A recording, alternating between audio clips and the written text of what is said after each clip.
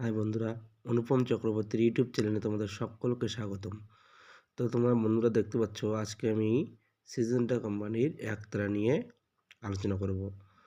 তো বন্ধুরা, তোমাদেরকে একটা কথা বলে রাখি, তোমরা যারা এখনও আমার চ্যানেলটি সাবস্ক্রাইব করনি তারা সাবস্ক্রাইব করে নিও এবং লাইক কমেন্টে জানিও তোমাদের ভিডিওটি কেমন লাগছে।